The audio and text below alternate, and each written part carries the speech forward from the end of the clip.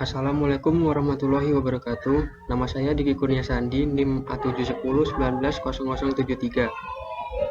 Pada video ini saya akan membahas jawaban UTS keamanan jaringan. Nah, topik yang akan dibahas yaitu yang pertama jenis serangan, yang kedua contoh kasus penyerangan, yang ketiga cara hacker menyerang data pada suatu perusahaan, yang keempat kerugian akibat serangan, yang kelima langkah-langkah menghindari serangan, dan yang keenam kesimpulan. Yang pertama kita mulai dulu jenis serangan. Berikut ini bentuk-bentuk serangan cyber yang perlu kita waspadai. Yang pertama malware.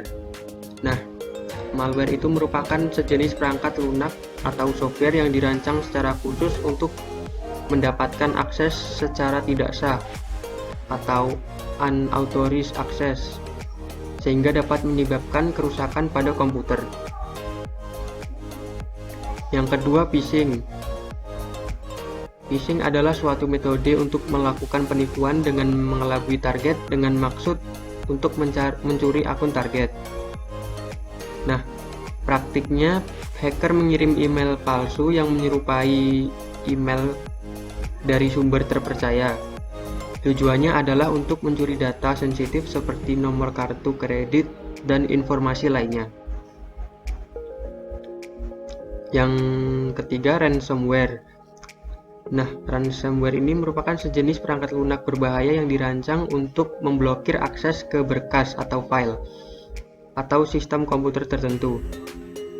Nah, tujuannya adalah untuk memeras korban dengan meminta uang tebusan agar korban bisa mengakses kembali berkas atau ekosistem komputer mereka. Yang keempat, social engineering. Taktik atau manipulasi psikologis yang digunakan untuk mengelabui korban agar korban mengungkapkan informasi sensitif mereka. Tujuannya yaitu untuk mendapatkan akses ke data rahasia korban dan melakukan pembayaran atas nama korban atau melakukan pemerasan. Yang selanjutnya, insider threat.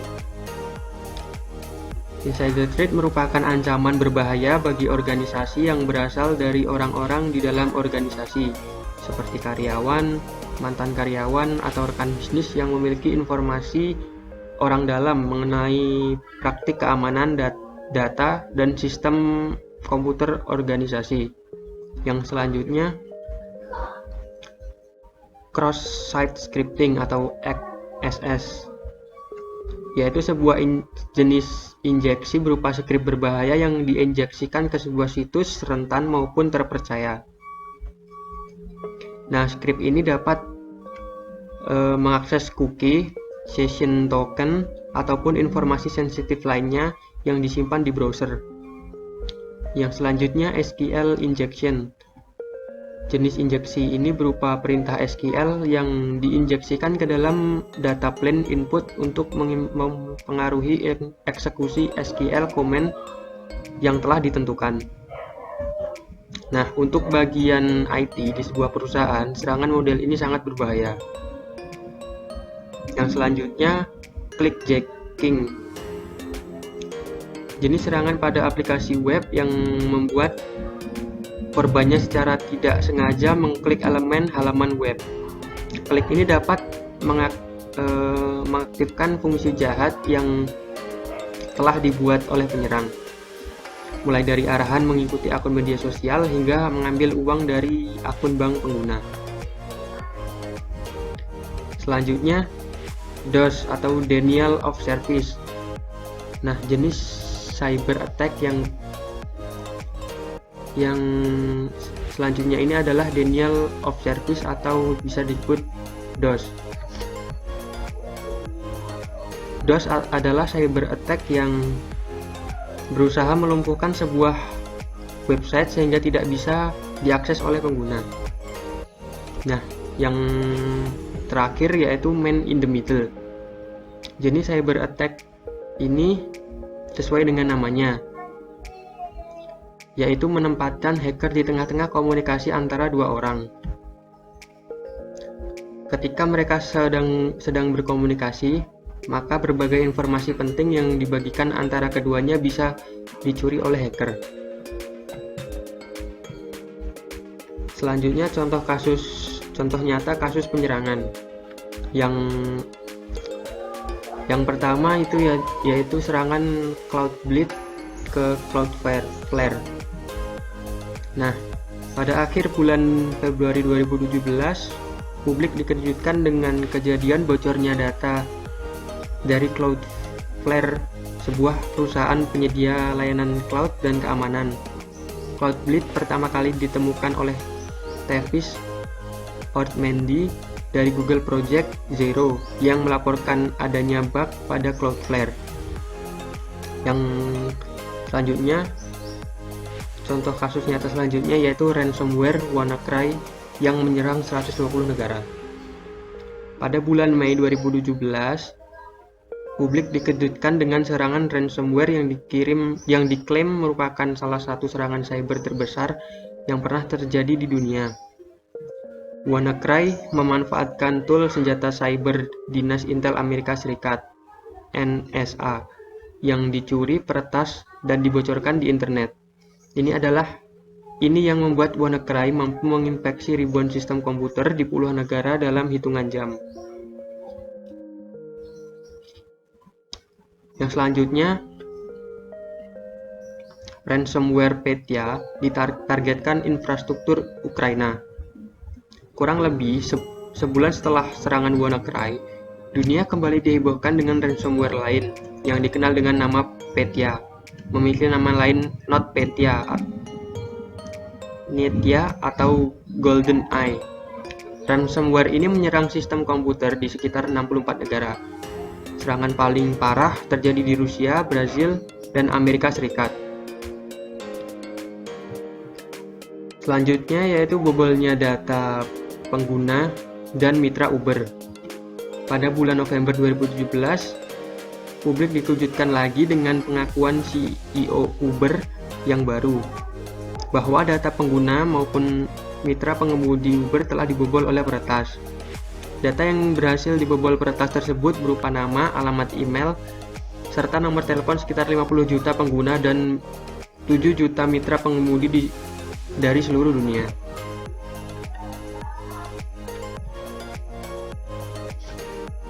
Kasus selanjutnya yaitu Shadow Brokers, curi senjata cyber NSA. Shadow Brokers mengklaim telah berhasil mendapatkan senjata cyber berupa tool hacking milik National Security Agency atau NSA. Senjata ini memiliki kemampuan untuk membobol seluruh sistem operasi Windows. Tindakan pencurian ini merupakan bentuk protes kelompok peretas tersebut terhadap NSA. Kasus yang terakhir yaitu serangan DDoS pada situs GitHub.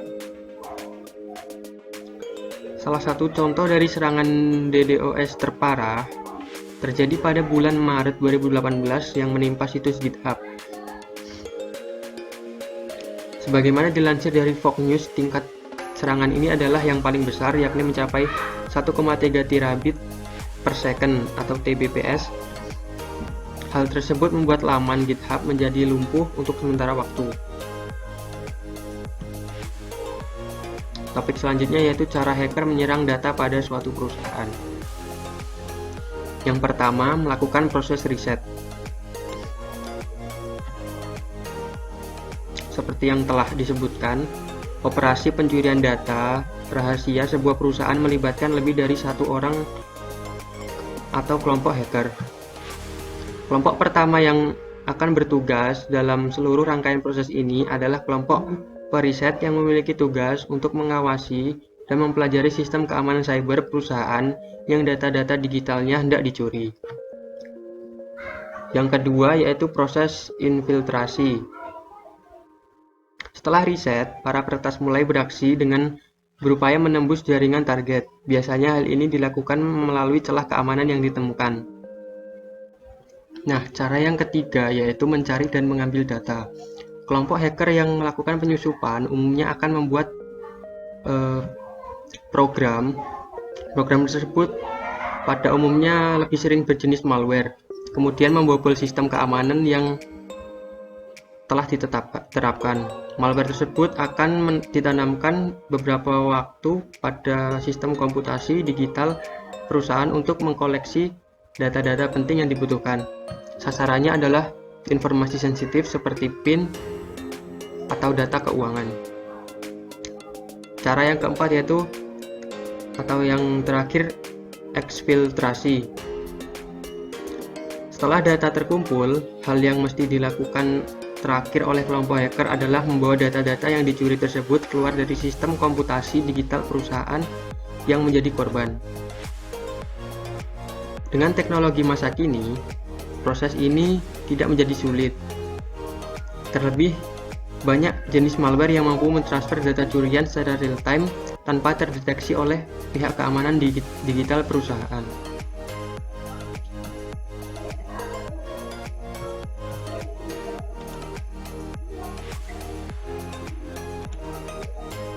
Yang selanjutnya, kerugian akibat serangan.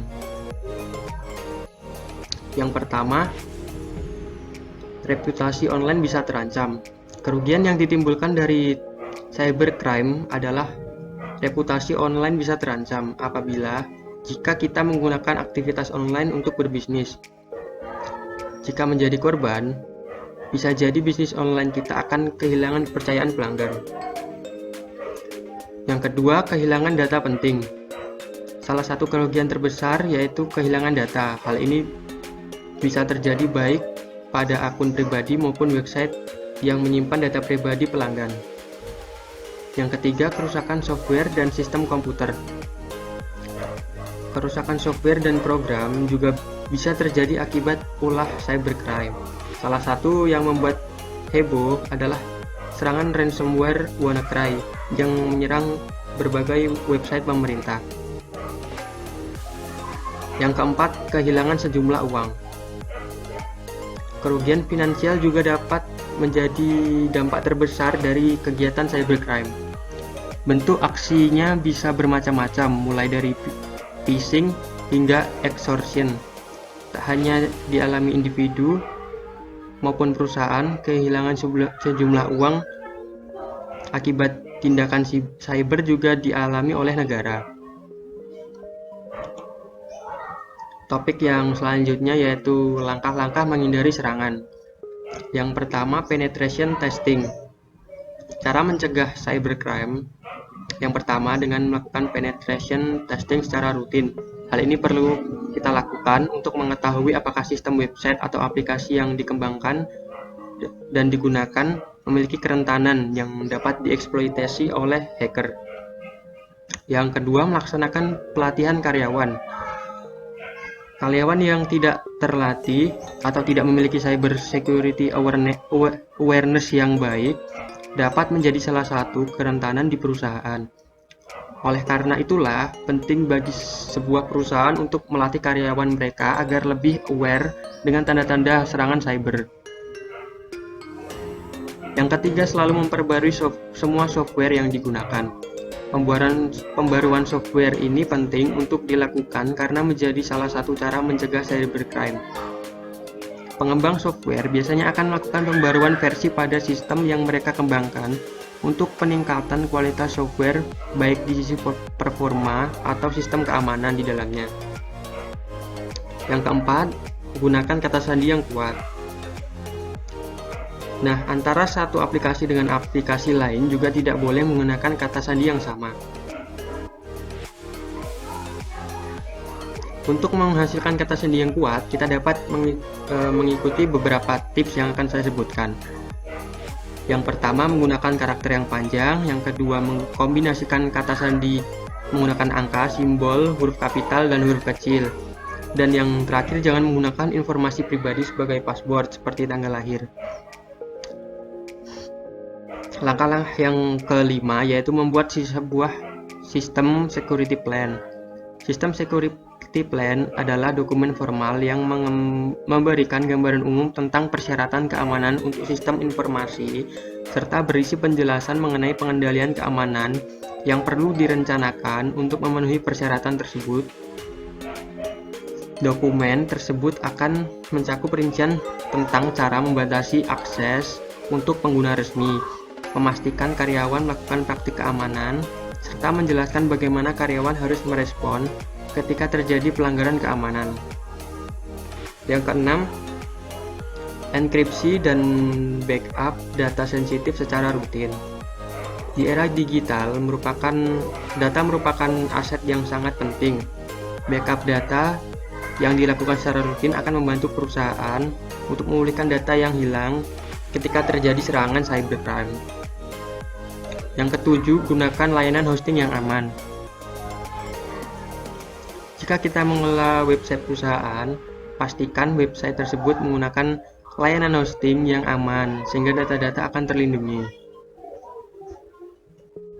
Yang kedelapan, menggunakan Web Application Firewall atau WAF. Untuk melindungi web perusahaan, kita juga membutuhkan Web Application Firewall, yaitu aplikasi firewall untuk aplikasi HTTP. Yang terakhir, langkah terakhir yaitu menggunakan security software. Salah satu bentuk cybercrime yang banyak menyerang perusahaan adalah infeksi malware, baik itu dalam bentuk ransomware, worm, trojan, atau yang lain-lain. Jadi, tidak ada salahnya jika kita menggunakan security software seperti contohnya anti ransomware atau antivirus. Nah, yang terakhir yaitu kesimpulan. Perusahaan besar maupun kecil saat ini perlu mulai memperhatikan cyber security di perusahaan mereka, karena siapa saja yang bisa menjadi target serangan hacker. Kita dapat memulainya dengan melakukan maintenance secara rutin untuk memastikan bahwa sistem website atau aplikasi yang kita gunakan benar-benar kuat menghadapi serangan cyber. Kita juga perlu meningkatkan security awareness karyawan untuk menghindari serangan social engineering yang banyak terjadi di perkantoran. Baiklah, sekian penjelasan dari saya. Apabila ada kekurangan dalam penyampaian, saya mohon maaf. Saya akhiri. Wassalamualaikum warahmatullahi wabarakatuh.